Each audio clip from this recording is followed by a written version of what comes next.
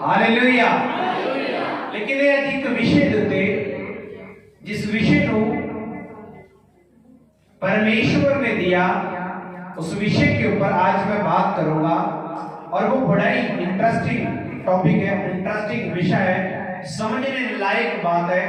और अगर आप समझेंगे तो यहोवा की कृपा, यहोवा की दया, यहोवा की शांति आपके ऊपर कार्य करेगी यीशु के नाम से। आपके ऊपर कार्य करेगी यीशु के नाम से। हालेलुया।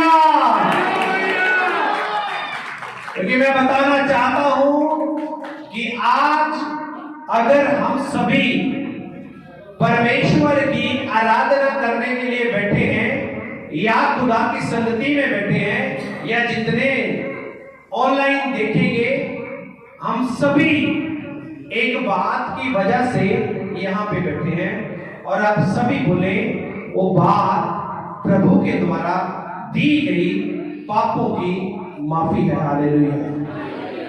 यीशु के द्वारा दी गई हमारे गुनाहों और हमारे पापों की माफी है। हमारे पापों की माफी होने के बाद ही यहां पे हम बैठ पाए। अगर हमारे पाप क्षमा ना किए होते तो आज हम यहाँ पे ना होते। तो आज के विषय को आपने बड़ा सीरियसली समझना है और मैं आपको बताऊंगा और दिखाऊंगा कि कैसे पाप की क्षमा की जब हमें माफी मिली, क्षमा की जो सामर्थ है, मेरी बात को ध्यान से सुने सभी, बोले माफी की, ऊंची आवाज में, माफी की सामर्थ। माफ करने के अंदर एक सामर्थ है, माफ करने के अंदर एक सामर्थ है, क्षमा की सामर्थ। परमेश्वर ने कहा, हे मेरे पिता, इन्हें क्षमा कर दे, इन्हें माफ कर दे, क्योंकि ये नहीं जानते कि ये क्या कर रहे हैं। और पवित्र आत्मा जी ने हमें सभी को एक बात सिखाई है और वो बात है माफ करना। अपने पड़ोसी को बोलो, माफ करना, क्षमा करना। ये सबसे डिफिकल्ट काम है, लेकिन इसके अंदर एक सामर्थ है। पापों की माफी खुदा ने हमें दी, यस और नो। पापों की, गुनाहों की क्षमा हमें प्रभु यीशु मसीह ने दी, हाँ या ना? दी। लेकिन क्या आप अपने अपराधों की क्षमा पाने के बाद जो आपके लोग अपराधी हैं उनको क्षमा करेंगे? बताइए, करेंगे? करते कितने लोग हैं? आप में से कौन है जो माफ कर देता है? हालेलुया। तो दोबारा रिपीट कर रहा हूं, माफी की सामर्थ। सभी बोले माफी की सामर्थ, क्षमा की सामर्थ। इसके ऊपर आज मैं बात करूंगा। हालेलुया। लेकिन ये सबसे कठिन, सबसे मुश्किल, सबसे पेचीदा, सबसे उलझन वाला, सबसे गुंजलदार काम एक विश्वासी को लगता है माफी। माफी देनी, माफ कर देना, क्षमा कर देना, किसी के गलती को क्षमा कर देना, ये हमें बहुत मुश्किल लगता है। लेकिन मैं आप सबको बताना चाहता हूं, इसके अंदर एक सामर्थ्य है। मैं सब बता रहा हूं, सच बता रहा हूं, मेरी बात को ध्यान से सुने। माफ करने में एक सामर्थ्य है। अपने पड़ोसी को बोलो, माफ करने में एक सामर्थ्य छुपी हुई है। और अगर आप क्षमा करने की सामर्थ्य को जान गए तो आप कभी भी किसी से रूठेंगे नहीं यीशु के नाम से। सामर्थ्य, आप बोलते हैं ना, प्रभु मुझे सामर्थ्य दे, परमेश्वर मुझे वसा दे। लेकिन उससे पहले आप सबको एक बात नोट करनी है आज, माफी में सामर्थ्य, क्षमा करने में शक्ति है। और क्षमा भी वही व्यक्ति कर सकता है जिसके अंदर सामर्थ्य होगी। हालेलुया। दूसरा क्षमा नहीं कर पाएगा, वो 10-15 दिन उसी बात को लेके बैठा रहेगा। कई तो ऐसे हैं कि 3-3, 4-4 साल तक वो बात उनके अंदर से जाती नहीं। कारण कि माफ करने की जो सामर्थ्य है उसको उन्होंने ग्रहण अभी तक नहीं किया है। तो कितने लोग हैं जो ये चाहते हैं कि हाँ आज मैं सामर्थ्य को ग्रहण करूंगा, सभी सभी बताइए, सभी बताइए, आज मैं सामर्थ को ग्रहण करूंगा। हालेलुया। प्रभु यीशु मसीह ने क्रॉस के ऊपर लटकने के बाद यहोवा परमेश्वर से विनती करी, हे मेरे पिता, ये नहीं जानते ये क्या कर रहे हैं, इन्हें आप क्षमा कर दीजिए, इन्हें आप माफ कर दीजिए, क्योंकि ये नहीं जानते ये क्या कर रहे हैं। उसके ये कहने के बाद परमेश्वर के दाहिने हाथ बैठ गया यीशु मसीह का। ये काम करने के बाद उसे परमेश्वर का सिंहासन मिला। इस बात को करने के बाद यीशु को परमेश्वर का सिंहासन मिला। क्षमा करने की सामर्थ आप सभी जानते हैं, सभी जानना इस बात को कि माफ करने के अंदर कितनी पावर है, माफ करने के अंदर कितनी पावर है। कुलसियों की पत्री खोले, कुलसियों की पत्री, सभी अपना अपना बाइबल ओपन करें जी, पढ़ेंगे कुलसियों की पत्री उसका 3रा अध्याय उसकी 13 नंबर आयत को हम ऊंची आवाज में पढ़ेंगे जी। और यदि किसी पर दोष देने का कोई कारण हो तो एक दूसरे की सह लो और एक दूसरे के अपराध क्षमा करो, जैसे प्रभु ने तुम्हारे अपराध क्षमा किए वैसे ही तुम भी करो। हालेलुया। हालेलुया। प्रभु ने कहा जो कोई मेरे से प्रेम रखेगा वे मेरी आज्ञाओं को मानेगा। किसको मानेगा? मेरे हुक्म, मेरी आज्ञाओं को मानेगा, मेरे वचन को मानेगा। और ये वचन प्रभु की ओर से दिया गया है और कहा गया तुम में से अगर किसी के ऊपर दोष लगाने का कारण हो तो एक दूसरे की सह लो।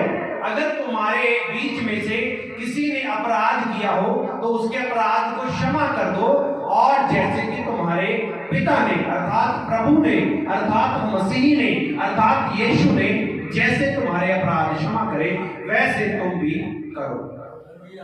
हमें ये कहा गया कि तुम भी करो। अपराध क्षमा करने के लिए हमें बोला गया और हमने उस बात को अपने अंदर लेके चलना है यीशु मसीह के नाम से। अगर हम ये वाली बात ना कर पाए तो शायद जो माफी की सामर्थ है ना उसको हम ग्रहण नहीं कर पाएंगे। हर एक बात का एक लॉजिक है, हर एक वचन का एक मकसद है। जितना भी बाइबल के अंदर कलाम लिखा गया, एक एक शब्द के अंदर परमेश्वर की प्लानिंग है। मेरी बात को ध्यान से सुनिए। जो भी पवित्र बाइबल में लिखा गया, एक एक वचन में प्रभु की प्लानिंग है, प्रभु की ताकत है, प्रभु की योजना है। और अगर परमेश्वर यहाँ पे ये कह रहे हैं कि जैसे तुम्हारे अपराध क्षमा किए गए वैसे ही तुम भी अपने अपराधियों को, अपने गुनाहगारों को माफ करो। हालेलुया। कितनों को ये बात समझ आ रही है कि माफ अगर आपने कर दिया उसके बाद आपको एक सामर्थ मिलेगी, एक सामर्थ मिलेगी, एक दया दृष्टि अनुग्रह मिलेगा। वो क्यों मिलेगा? क्योंकि खुदा ने एक वचन हमें दिया और उस वचन को जब हम पूरा करेंगे तो परमेश्वर ने उस वचन के अकॉर्डिंग उसको पूरा करने का जो प्रतिफल है वो हमारी जिंदगी में देना है। हालेलुया। जैसे ही आप अपने आप से माफी मांगते हैं या दूसरे को क्षमा करते हैं तो सबसे पहले आप डिप्रेशन से बाहर चले जाते हैं। हाँ या ना? स्ट्रेस से बाहर चले जाते हैं, आप चिंता से बाहर चले जाते हैं। आपके अंदर जो नेगेटिविटी आ रही है, बार बार आ रही है, वो नेगेटिविटी वो खत्म होने स्टार्ट हो जाती है और एक बेहतर, अच्छा, सुकून भरा जीवन आप व्यतीत करना स्टार्ट कर देते हैं जब आप किसी को क्षमा करते हैं यीशु के नाम से। यीशु मसीह ने क्षमा किया तो खुदा का सिंहासन उसको मिला या नहीं मिला? बताइए बताइए। जब परमेश्वर ने क्षमा किया तो खुदा को सिंहासन मिला कि नहीं मिला?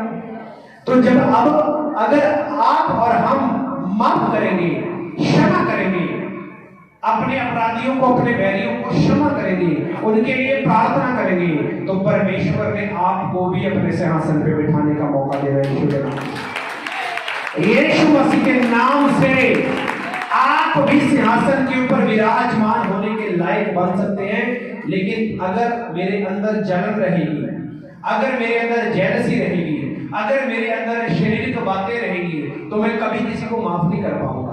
और अगर मैं किसी को क्षमा नहीं कर पाऊंगा, माफ नहीं कर पाऊंगा, तो मैं सामर्थ्य को ग्रहण भी नहीं कर पाऊंगा।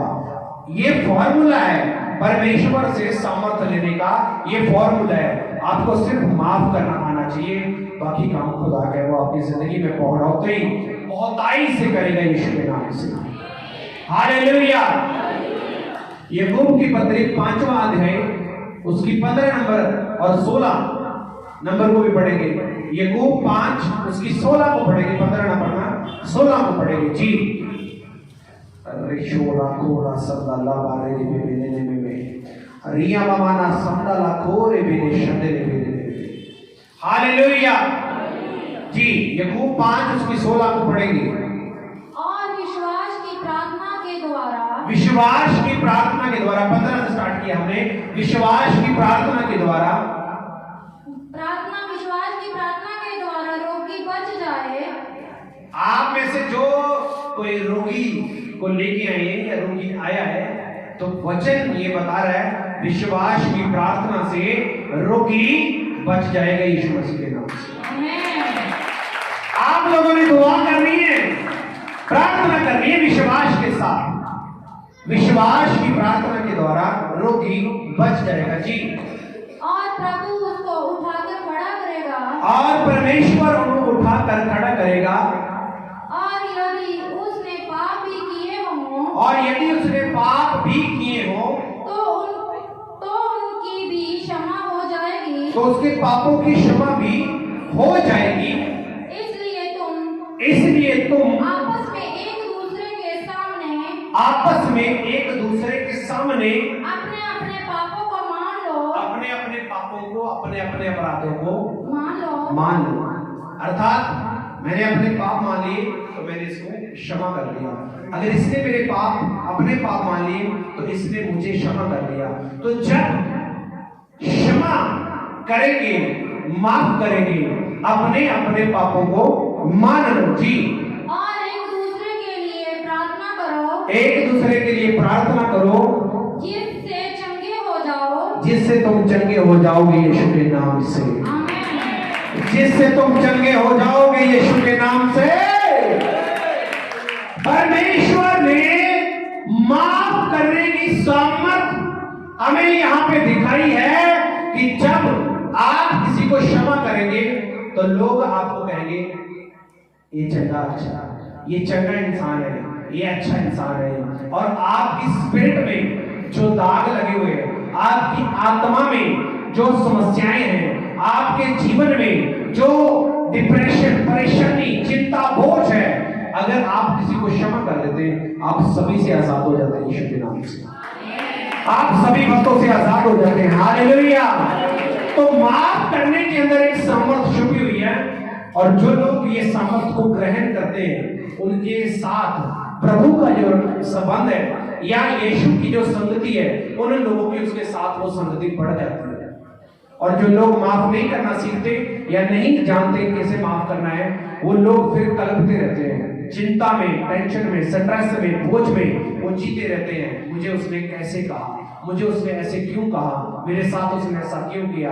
जब आप प्रभु की ओर ध्यान देंगे तो इसी पहला पत्रस 5:7 में ये लिखा है, अपनी चिंता प्रभु के ऊपर डाल दे, क्योंकि उसको तुम्हारा ध्यान है यीशु मसीह के नाम से।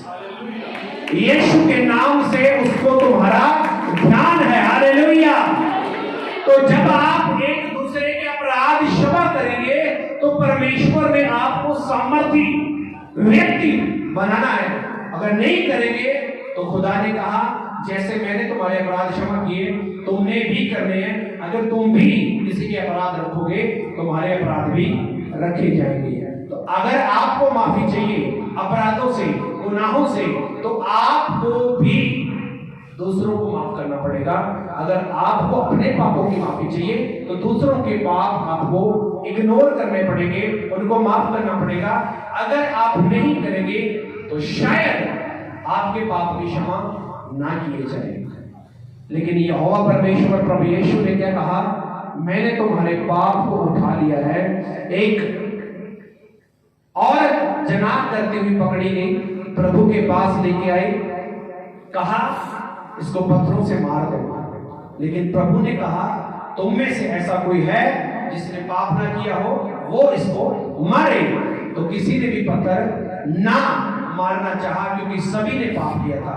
और उस औरत को प्रभु ने उठाया, उठाने के बाद उसे कहा जा बेटी, तेरे पाप क्षमा हो चुके हैं, लेकिन दोबारा से पाप ना करना, फिर से गुनाह ना करना। तो इसका अर्थ क्या है कि प्रभु ने हमारे पापों को क्षमा कर दिया है, तो क्या हम बार बार उन बातों को करते रहे? बताइए, नहीं। जब हमारी माफी हो चुकी है तो बार बार, मेरी बात को ध्यान से सुनिए, एक बंदे ने कत्ल किया, उसकी सजा माफ होगी, तो क्या वो दोबारा फिर कत्ल करे? तो दोबारा कत्ल करेगा तो दूसरे कत्ल की सजा उसे मिलेगी या नहीं मिलेगी? ऊंची आवाज में। एक कत्ल उसने किया, उसकी क्षमा मिल गई, उसको आजादी होगी, या वो बरी हो गया, वो निकल गया। अगर वो बाहर आके दूसरा फिर कत्ल करे तो उसकी भी माफी हो जाएगी या उसकी सजा तो मिलेगी?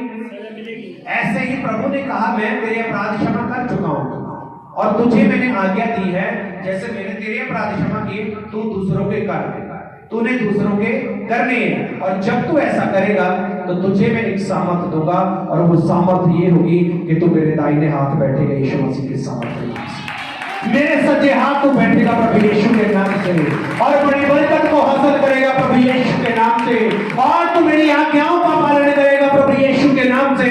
और अगर तू मेरी आज्ञाओं को मानेगा, मैं और मेरा पिता तेरे अंदर वास करेंगे, मैं और मेरा पिता तेरे अंदर वास करेंगे। यही सामर्थ आपको प्रभु देना चाहता है। आप अपने अपराधियों को क्षमा करना शुरू करें। आपको किसी ने गालियां निकाल दी, आपको किसी ने बुरा भला कह दिया, आप उसको बोलो प्रभु इसको माफ कर दे। बस आप उसके साथ जाएं या ना जाएं, आप उससे मिले या ना मिले, आप उसके सामने बैठे या ना बैठे, आप उसके सामने खड़े या ना खड़े, लेकिन आप उसको कह दें कि खुदावन इसको माफ कर, मैं भी माफ करता हूं, प्रभु तू भी माफ कर दे। जब आप ऐसा करेंगे आप अपना बोझ हटा चुके होंगे और खुदा का काम रह जाएगा। और उसने कहा अगर तू पाप क्षमा करेगा किसी के, अगर तू दूसरों की गलती को माफ करेगा तो मैं तुझे सामर्थ दूंगा। और उसने कहा कि पाप की माफी देने में सामर्थ है, और वो सामर्थ मैं चाहता हूं कि जैसे खुदा ने मेरे जीवन में डाली, प्रभु ने मेरे साथ बात करी इस वचन के वसीला से, आज खुदा ने आपसे भी बात करी है, और जितने ऑनलाइन देख रहे हैं आपसे भी बात करी है। आप अपने दुश्मनों को, वैरियों को माफ करें, और आपकी लड़ाई आपका प्रभु लड़ेगा यीशु मसीह के नाम से। आपकी जंग आपका खुदा लड़ेगा। जब आप किसी के अपराध को क्षमा करेंगे तो आपके पापों की माफी का कबूलनामा, पाप की माफी का कबूलनामा आपका ले लिया जाएगा, और आपको छुड़ा लिया जाएगा। आपके पीछे जो अंधकार की शक्तियां हाथ धो के पड़ी हैं, बुरी आत्माएं जो आपका पीछा करती हैं, वो सारी इस एक बात से चली जाएगी। जब आपने माफ करना स्टार्ट कर दिया तो आप प्रभु की सामर्थ्य में आ जाएंगे यीशु के नाम से। इतने लोगों को समझ आ जाएगा। तो आज से किसी के साथ गुस्सा गिला है, चिंता बोझ परेशानी है, उसको मिटा दीजिए अपने मन से, और खुदा से विनती करें कि प्रभु मैंने उसको माफ किया, आप भी उसे क्षमा करें, और खुदा उसकी जिंदगी को आप संभालें। जो आपको अच्छा लगता है प्रभु उसके जीवन में करें। आमीन। और जितने भी ऑनलाइन देख रहे हैं, खुदा यीशु के नाम से, खुदा ने कहा अगर आप लोग माफी देते हैं किसी को तो आपकी माफी में सामर्थ है, आपकी माफी में भी सामर्थ है। और परमेश्वर चाहता है कि मेरे लोग सामर्थी बने, क्योंकि खुदा ने कहा परमेश्वर का राज्य बातों का राज नहीं है बल्कि सामर्थ का राज है। और खुदा चाहता है कि जो लोग ऑनलाइन देख रहे हैं, जो यहाँ पे बैठे हैं, वो सभी सामर्थी बने, अद्भुत बने, पावरफुल बने। तो आप अपने जीवन से ये इस बात को निकाल दें कि मैंने किसी को माफ नहीं करना। रंजिश, किसी के साथ जेलसी, झगड़ा, निंदा, चुगली, इन सभी बातों से आप बाहर आ जाएं तो आप प्रभु की सामर्थ की ओर बढ़ेंगे यीशु के नाम से। God bless you. प्रभु आप सबको आशीष दे, बरकत दे, सभी को जय मसीह की। आमीन। तारीफ करें।